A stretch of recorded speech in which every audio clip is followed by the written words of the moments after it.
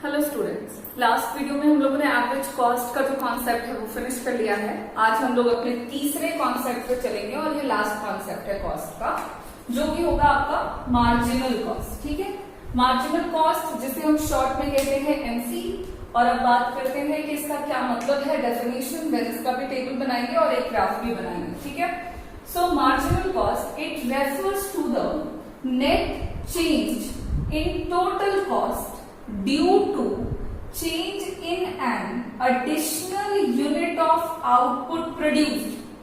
मतलब marginal cost का क्या मतलब है, तो ऐसे समझो, मार्जिनल कॉस्ट को सिंपली आप डिफाइन कर सकते हैं कि टोटल कॉस्ट में जो भी चेंज होगा, the net change in total cost, change को हम डेटा से शो कर सकते हैं, तो जो भी टोटल कॉस्ट में चेंज आएगा हम उसे मार्जिनल कॉस्ट कह रहे हैं। सिंपल तो इतना ही है।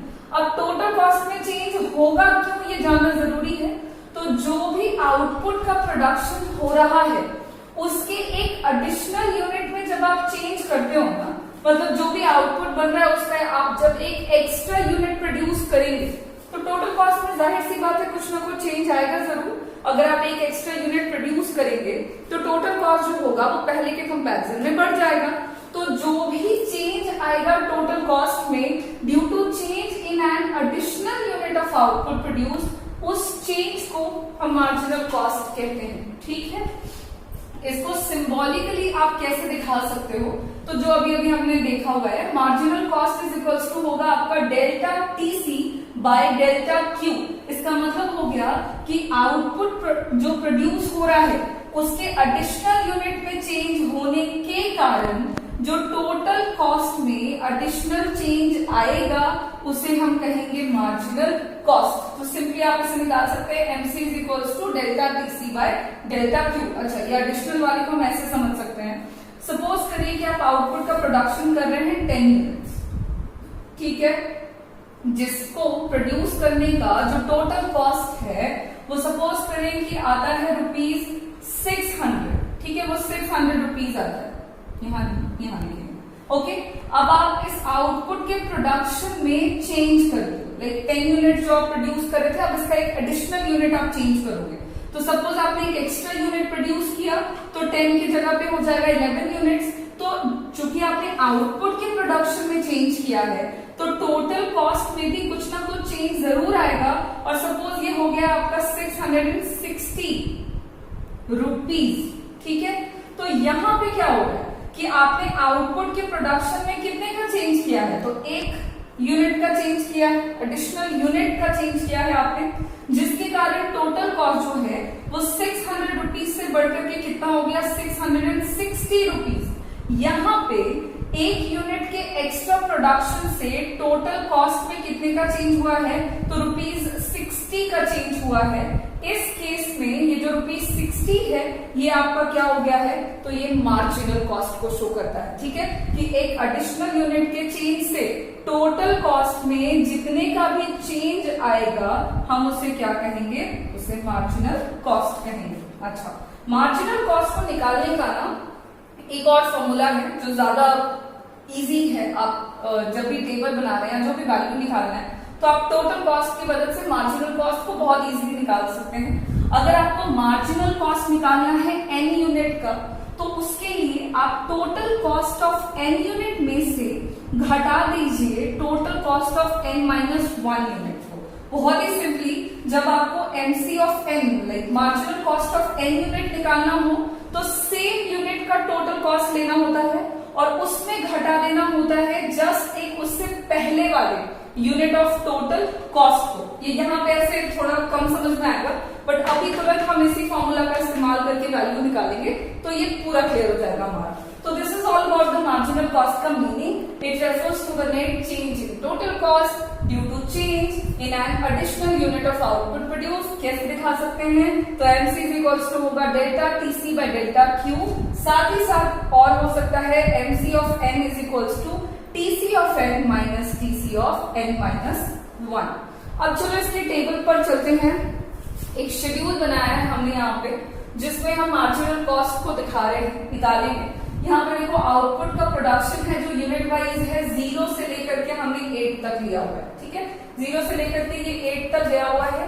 यहाँ पे टोटल कॉस्ट हमने लिया हुआ है और टोटल कॉस्ट के बारे में हम सब जानते हैं कि जैसे जैसे आउटपुट का प्रोडक्शन बढ़ता चला जाता है टोटल कॉस्ट भी क्या होता जाता है, ये भी इंक्रीज होता है। दोनों के बीच में डायरेक्ट रिलेशन है। एक बात और हमने पढ़ रखा है कि जब भी आउटपुट का प्रोडक्शन 0 होगा टोटल कॉस्ट आपका कुछ ना कुछ प्रेजेंट होगा। और टोटल कॉस्ट कितना प्रेजेंट होगा तो हमने ऑलरेडी डिस्कस किया है, ये उतना ही प्रेजेंट होगा जितना कि टोटल फिक्स्ड कॉस्ट होगा at 0 level of output produce. तो ये सारी बातें हम कर चुके हैं, तो यहाँ पे डायरेक्टली हम सिर्फ टोटल कॉस्ट लेकर के चलेंगे, ठीक है। अब आपको टोटल कॉस्ट की मदद से निकालना है मार्जिनल कॉस्ट, ठीक है। तो सबसे पहले हम लोग 0 यूनिट का मार्जिनल कॉस्ट निकालें। तो यहाँ पे आपको कोई एक्स्ट्रा दिमाग नहीं लगाना, क्योंकि यहाँ पे कोई भी यूनिट का प्रोडक्शन ही नहीं हुआ है। मार्जिनल कॉस्ट हमेशा एडिशनल यूनिट की बात करता है, हमेशा एक यूनिट की बात तो करेगा ही करेगा जो एक्स्ट्रा यूनिट हो रहा है।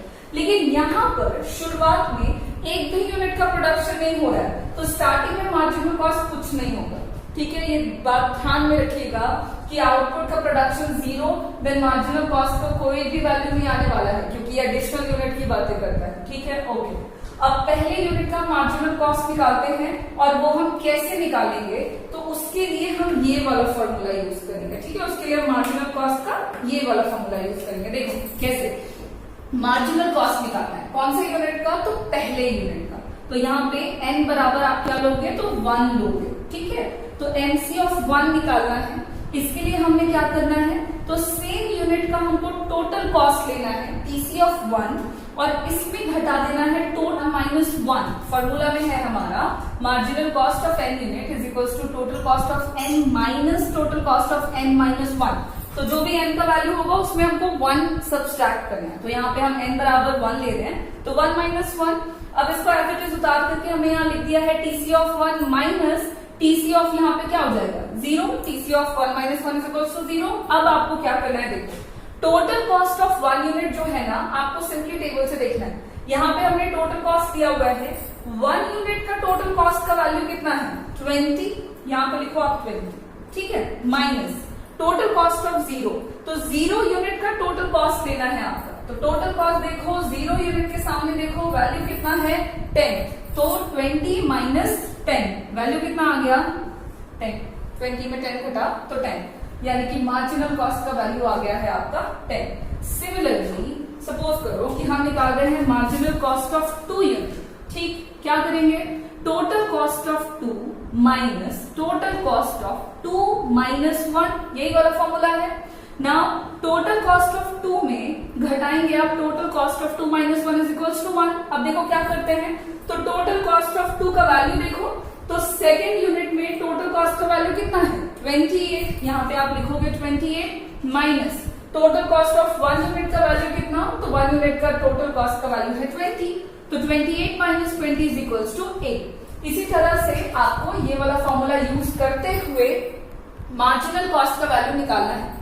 एक चीज पे गौर करो, हम जिस फॉर्मूले का इस्तेमाल कर रहे हैं उसमें हम क्या कर रहे हैं, हमको जिस भी यूनिट का मार्जिनल कॉस्ट निकालना होता है हम उसी यूनिट का टोटल कॉस्ट लेते हैं और जस्ट उससे पहले वाले को घटा रहे हैं। हमारा फॉर्मूला ये कह रहा है, जिस भी यूनिट का टोटल कॉस्ट मार्जिनल निकालना है सेम यूनिट का टोटल लेते हैं और उसमें से जस्ट एक पहले वाले यूनिट को घटाते हैं। तो आप ये काम डायरेक्टली भी कर सकते हैं, ठीक है।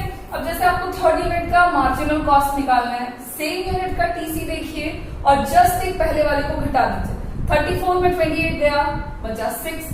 सिमिलरली 4 यूनिट का निकालना है, टोटल कॉस्ट है 38, उससे एक पहले वाला है 34, घटाओ कितना आया 4। उसके बाद यहाँ पे है 42, इसमें घटाया तो कितना आ गया 4, यहाँ पे है 48 माइनस 42 इज इक्वल्स टू 6, यहाँ पे हो गया 56 में 48 गया, कितना बचा 8, यहाँ पे है 66 और पहले था 56, दोनों को घटाओ डिफरेंस आया है 10। तो पहले आपने ये फॉर्मूला समझ लेना है कि क्या है ये फॉर्मूला, एंड उसके बाद अगर आपको ये एक बार समझ में आ जाता है देन आप इसको डायरेक्टली सब्ट्रैक्ट करके निकाल सकते हो, ठीक है, बहुत सिंपल है। तो यहाँ पे मार्जिनल कॉस्ट का वैल्यू हमको मिल चुका है और इसी वैल्यू के मिलते के साथ हमें ये समझ में आएगा कि आउटपुट में इंक्रीज के साथ साथ मार्जिनल कॉस्ट के नेचर में क्या असर पड़ता है। देखो, शुरुआत में मार्जिनल कॉस्ट घट रहा है और फिर कुछ वक्त के बाद आपका मार्जिनल कॉस्ट बढ़ने लगता है। तो इसका भी वही सिमिलर रीजन है जो हमने अपने कुछ पिछले वीडियोस में डिस्कस कर रखा है एवरेज वेरिएबल कॉस्ट में एंड एवरेज कॉस्ट में, कि शुरुआत में कॉस्ट घटता है और बाद में बढ़ता है। अच्छा, मार्जिनल कॉस्ट शुरुआत में घट रहा है, क्यों? क्योंकि इनिशियली फर्म में जो मार्जिनल प्रोडक्शन है वो इंक्रीज हो रहा होता है। हम सब ने पढ़ रखा है कि मार्जिनल प्रोडक्शन स्टार्टिंग में बढ़ता है किसी भी फर्म में शॉर्ट पीरियड में। कैसे, क्यों? तो शॉर्ट पीरियड में क्या होता है, इंक्रीजिंग रिटर्न्स देखने को मिलता है। और ये इंक्रीजिंग रिटर्न्स का क्या मतलब है कि इनपुट के बढ़ाने पर आउटपुट बढ़ेगा और बढ़ने का रेट इंक्रीजिंग होगा। हमने रिलेशनशिप में पढ़ा है कि आउटपुट जो है वो जब इंक्रीज करेगा इंक्रीजिंग ऑर्डर में, तो जो मार्जिनल प्रोडक्शन है, आउटपुट मतलब यहाँ पे टोटल प्रोडक्शन की बात हो रही है, ध्यान रखना। तो मार्जिनल प्रोडक्शन जो है वो बढ़ता है, यही वाला डायरेक्टली बोल रहे हैं कि मार्जिनल प्रोडक्शन स्टार्टिंग में इंक्रीज करता है, जिसके कारण मार्जिनल कॉस्ट जो है वो इनिशियली घटता है, मतलब फर्म को फायदे होते हैं। कुछ वक्त के बाद क्या होता है कि जो मार्जिनल प्रोडक्शन है फर्म का वो घटने लगता है। इसका मतलब क्या है कि फर्म को डिक्रीजिंग रिटर्न्स मिलते हैं। डिक्रीजिंग रिटर्न्स में क्या पढ़ा कि टोटल प्रोडक्शन बढ़ेगा लेकिन बढ़ने का रेट क्या होगा, डिक्रीजिंग होगा। रिलेशनशिप में पढ़ा है कि टोटल प्रोडक्शन अगर डिक्रीजिंग ऑर्डर में बढ़ता है तो जो मार्जिनल प्रोडक्शन है वो डिक्रीज करता है। और यही यहाँ पे डायरेक्टली लिखा है कि मार्जिनल प्रोडक्शन घटता है जिसके कारण मार्जिनल कॉस्ट बढ़ने लगता है। तो मार्जिनल कॉस्ट इनिशियली घटता है फिर बढ़ता है, क्योंकि इंक्रीजिंग रिटर्न्स और डिक्रीजिंग रिटर्न्स लागू होता है। इसका सिंपल सा मतलब है कि लॉ ऑफ वेरिएबल प्रोपोर्शन यहाँ पे भी लागू हो रहा है, जिसके कारण मार्जिनल कॉस्ट का ये बिहेवियर देखने को मिलेगा। अब इसका हम लोग बना लेते हैं जल्दी से ग्राफ, एंड देन हमको पता लग जाएगा कि मार्जिनल कॉस्ट कर्व कैसा होता है। देखो, वाई एक्सिस पे हमने लिया है मार्जिनल कॉस्ट रुपीज में, एक्स एक्सिस पे हमने लिया है आउटपुट का प्रोडक्शन यूनिट्स में। सिंपल है 1 पे आप मार्जिनल कॉस्ट 10 दिखा रहे हो, तो 1 पे मार्जिनल कॉस्ट कितना हो गया है 10, यहाँ पे कॉमन पॉइंट। फिर 2 पे लिखा है 8, है ना, तो 2 पे हो गया आपका 8। फिर 3 पे कितना 6, इसी तरह से आप जल्दी जल्दी पॉइंट्स इसका बना लें। 4 पे कितना है, तो 4 पे है आपका 4, ठीक है। फिर 5 पे कितना है, 5 पे भी है 4। फिर 6 पे कितना हो गया है, तो 6 पे हो गया है ये आपका 6। 7 पे कितना है, तो 7 पे मार्जिनल कॉस्ट हो गया है आपका 8 यूनिट, एंड देन 8 यूनिट पे कितना है, तो मार्जिनल कॉस्ट है आपका 10 यूनिट। ये टोटल लाइन डॉट्स हमें मिल गए हैं। इसको जब हम मिलाएंगे तो हमें एमसी का शेप मिलेगा।